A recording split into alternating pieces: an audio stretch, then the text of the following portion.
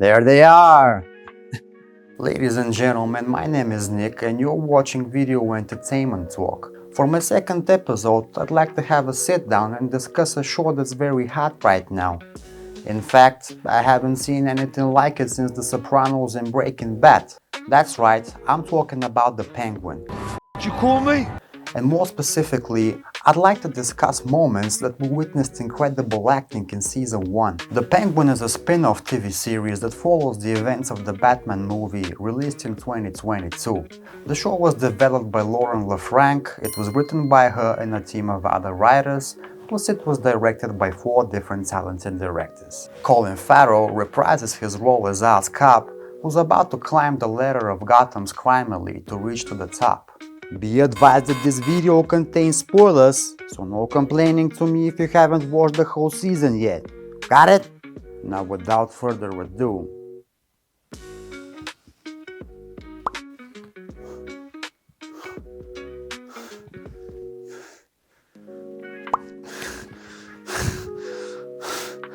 The fuck? Number 10. Oz releases Victor from his duties. This was definitely one of the most powerful heart-to-heart conversations in Season 1. We know Victor was one of the boys who tried to steal Oswald's car rims in Episode 1, and he was the only one Oz managed to catch. Instead of killing him, Oz forced him to do his bidding, not only because he needed an extra hand at that specific moment, but also because through Victor's shyness, modesty and jitters, he actually saw some sort of potential. As time passes, we see that Victor was feeling shameful and having guilty conscience about the fact that he was working for a gangster, and he was thinking about leaving the city with his girlfriend. She was the only person left in his life currently, as we learn that his family died in the big flood that was caused by the Riddler's attack in the events of the Batman movie. After a successful agreement between Sophia and the Penguin with the Triads regarding the new mushroom drug called Bliss, Oswald finds Victor in the club's bathroom to tell him the good news. He notices something's wrong, and by reading some messages on Victor's phone, he learns that he was seriously thinking of escaping the city and his new lifestyle. What we're witnessing then is a heart-to-heart talk in which Oswald breaks down his view of the raw life and his perspective that living honestly and decently isn't going to get you the success you want, giving Victor's parents as an example. You. Me? The goddamn world! Don't give a shit about you or your family. You think you're nothing. You are nothing till the day you die. In his eyes, he gave Victor the opportunity most other kids from the projects didn't have. Because at this point Oz has obviously really started caring about Victor, and despite that he liked mentoring him, he officially told him that he's free to go if he wants, though he mentioned that Victor could have left any time he wanted, but stayed because he wanted more from life. Number 9. Sophia and Oswald have a heart-to-heart talk. This amazing conversation between Oz and Sophia happens right after the previous one with Victor. The Penguin asks Sophia to join him in celebration up in the club, but Sophia is not one to experience much joy after a decade in the asylum. Plus, it was obvious she held some grudge against Oswald and was reluctant to trust him. Oz decided it's time for some revelation, and what we're going to learn at this point is that Sophia had some sort of a serious conflict with her dad Carmine, and that apparently he set her up so she gets detained and later admitted into Arkham for insanity. To help you understand what this was all about, here's the deal of that story. There were some mysterious murders of 7 women strangled to death, and those cases got quite famous in the city. A reporter secretly makes contact with Sophia to show her evidence that her father might have been the perpetrator and that he made it look so all the cases look like suicide by hanging.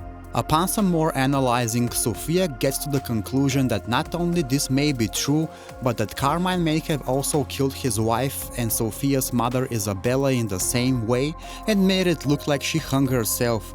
Given that she was suffering from depression and other mental issues, it was easily believable. When Sophia confronts her dad about all this, we remain with the strong impression that it was the truth. At that time, Oz was working as Sophia's driver, climbing the ranks of the Mafia family and trying to prove himself. From what we can see, he and Sophia did have some sort of friendship. However, it was revealed that Oz knew about Sophia's meetings with the reporter and was the one who told Carmine about it. It was implied that Carmine had lied to us, telling him perhaps that the family would make her leave Gotham for a while to take a rest from all this or whatever. The police stop their car and arrest Sofia for the murder of all those strangled women, plus the death of the reporter. Oswald appeared just as shocked, so apparently he was really in the dark of what they were planning to do with her. Back to Oz and Sofia's conversation.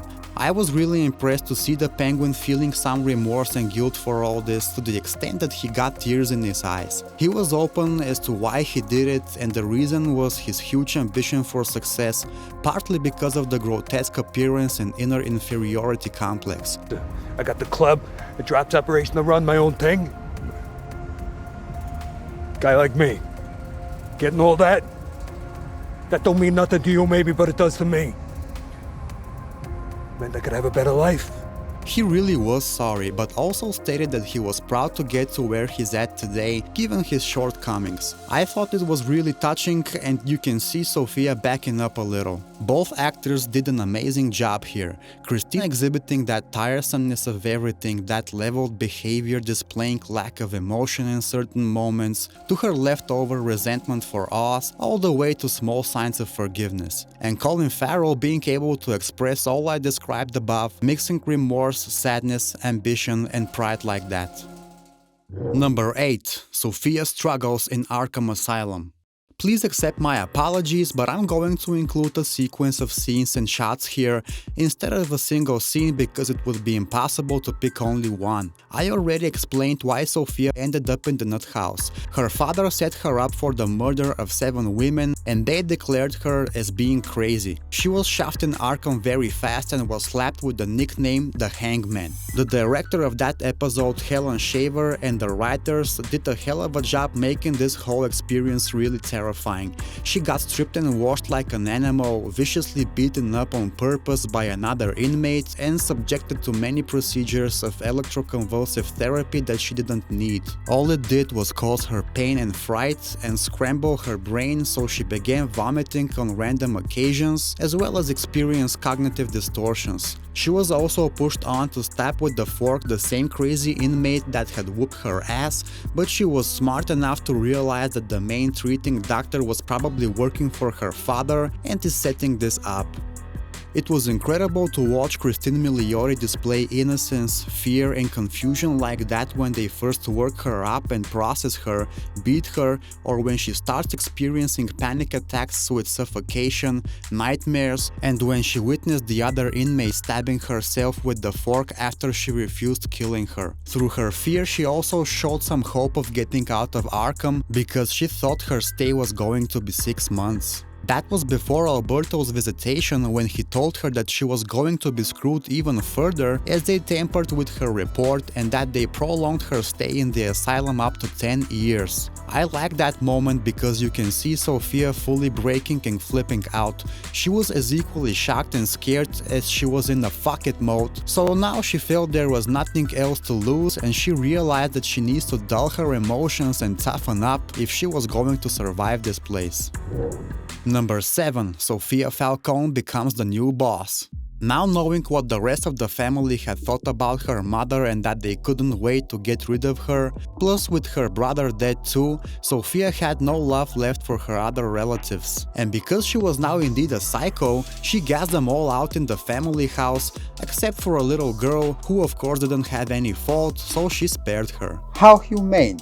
She also left the underboss Johnny Vitti alive because she thought he could be useful, and he really was. He decided to actually side with her and help her establish stability and control over the crime family. He arranged to sit down with the most eminent crime associates who were doing the family's dirty work. Sofia walked into the room with confidence, cold facial expression, wearing the old coat of her mother. The others stepped aside as she passed and gave some of them a tough look. Anything could happen in such a situation, situation and she knew it, but this was her chance to put all the cards on the table, command respect and allegiance. She actually admitted to everyone that indeed it was her who gassed the family because of how they had treated her mother and herself, even going a bit too far, saying that everyone in that room right now was no different from her relatives and that they weren't even made men in the family, except for Johnny, of course. She, however, offered everyone a new beginning and more money than they've ever made with her father, and declared the start of the new Gigante family in memory of her mother's family name. From this point on, I am a Gigante. And this is a new family now. What are you doing? A family. Obviously, Johnny really didn't know that she was going to get this far, so he objected. We see that initially Sofia made a gesture at him to shut up, but he wouldn't. Let's not be rash here. All right, these gentlemen know we got a score we need to settle. So she made him shut up and shot him point blank in front of everybody else. This showed both her craziness and her determination to rule and not have her authority questioned. She grabbed a large bag of money that belonged to her father and used it as bait to make all those street vultures accept her offer. She threw it onto the table right over Johnny's blood and the others just started grabbing. I totally loved it. It was straight up G shit and Milioti was once again brilliant in her performance. Number 6. Eve and Sofia's conversation. Sofia and her new business/crime partner Salvatore Maroni were searching for something or someone they could use against the Penguin as his weakness. They thought they wouldn't find any special person to hold hostage. Up to this point, nobody knew that his mother was still alive, as he has been hiding her well for years. However, they do find a drawer in his apartment with some items related to his girlfriend Eve, played by Carmen Ejogo. Eve was a sex worker and the madam of a group of other prostitutes, and she secured an alibi for us when he killed Alberto Falcone. Sofia went to the red light district to ask around the street for Eve. Most girls lie they knew her until there's one who says she can help for the right price. Sofia knocks on Eve's door with a gun in her hand. The way Eve opens and reacts tells us she was expecting that visit. She actually told her girl Roxy to snitch on purpose because she knew Sofia would eventually find her, even if she had to torture or kill some of the other girls for information. That's why she wanted to protect them and cut right to the chase. Sofia takes her time looking around the apartment, making fun of the odd relationship between Eve and us. But through that mockery, she was actually curious to learn about it, how it came to be, and what exactly the deal is with it. They have a heart-to-heart talk and speak very openly, Eve saying that she knows what kind of a man Oz is and that she has a special bond with the other sex workers, being ready to die to protect them from harm. We learn now that the strangled victims of Carmine were actually part of Eve's crew, as Eve addresses the subject, having thought that Sofia was the hangman all along. Sofia tells her the truth and that Oz knew about it but helped keeping it a secret. At this point, Sofia apparently changed her mind about killing Eve because, as she admitted herself, the madam had something she never did: mutual love and loyalty with her people. She admired and respected that. Your people protected you. They wouldn't give you up. Cuts both ways. Well, whatever I was born into, I'll never have that. She left her alive and was on her way out when Eve suddenly decided to snitch on Oswald and reveal his whereabouts, probably because now knowing the truth about her murdered friends, she was angry at him. Both actresses were great here. It was interesting to see Milioti's character go from mockery and being threatening to curiosity and finally admiration. It was incredible to watch Ejogo's character display fear and pain that were overshadowed by her bravery and sense of calmness and acceptance for the fact that she's about to die, or at least she thought she would. Number 5. The Penguin makes an alliance with the other crime factions.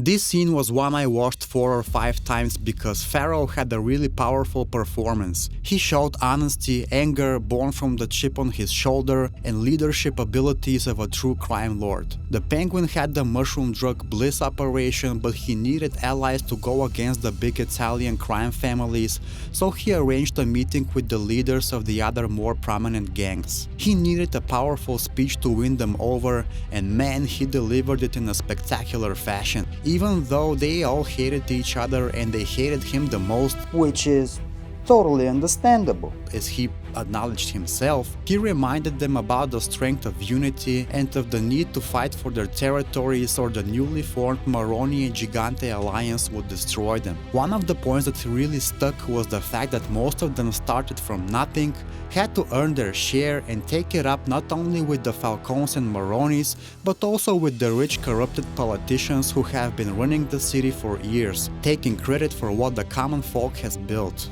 The head of the Triads was most reluctant, saying that the Penguin couldn't be trusted and that he was a hustler who had no principles. But Oz insisted that he had a code and he risked a lot to share what he has with them. He brought this home by saying that it was better to join with the ones you hate instead of being ran over and ruled by those who didn't know your name. But I do got a fucking code! You know, the time that we decided that it's better to work with the ones we hate than live under those that they don't even know our fucking names!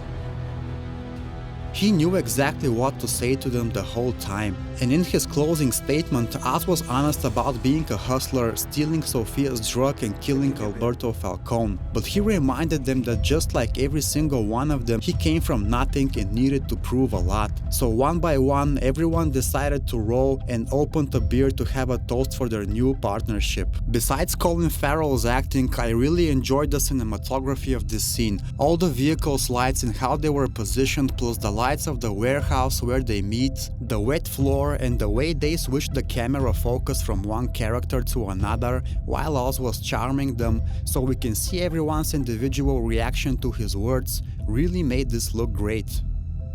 Number 4. Sophia's talk with Frances Cobb. Deirdre O'Connell was the actress that took the role of the Penguin's mother, Frances Cobb. Frances raised her 3 boys alone, Benny, Jack, and Oswald. Only Oz got to grow up and be alive today. When he was still a kid, he promised his mom that he would grow up to be someone important, get her out of the projects and buy her the luxurious house she deserves. But in the present day, he was hiding her in just a regular old house while she was experiencing onsets of dementia. Even though she had nothing to do with the street life, we learn here and there that he often tells her about important events in his work, and she has been encouraging him to do what he needs to until he's on top of the city. Nobody from Oz's crime life knew about her until Sophia discovered that she's alive, kidnapped her, and used her as leverage. While she was holding her hostage, Sophia wanted to predispose her with some breakfast and tea to learn more about Oswald's past, what he was like as a kid, how his brothers passed away, and how he grew up to be the villain that he is today. While Christine Milioti was once again spot on, I was even more impressed with Deirdre O'Connell's performance. While Sophia was trying to gently get some information, Frances knew she could very well die here, but instead of showing fear, she was very hostile and uncooperative. Not only that, she straight up told Sophia Oz will roast Salvatore just like he did with his wife and son, and then he's going to come for her next. When my Oswald puts a bullet in that pretty little skull of yours, I'll be tap dancing on your grave like Ginger Rogers. This was one of the biggest parent believing in their child type of moments I've ever seen on TV. It's fucking beautiful. Frances showed not only confidence in that, but was also smiling with satisfaction, which was next level shit. Frances, however, started getting rattled when Sophia mentioned her other 2 boys and the subject aggravated her Alzheimer's. So she started sounding nonsensical, speaking about fragments of the story behind the night of their disappearance in the rain. When she came to her senses, she even bitch-slapped Sophia and told her to get away from her. Sophia took that lightly because she realized there was something mentally wrong with her. Perhaps she sympathized because she herself was having mental troubles and torturing flashbacks from Arkham.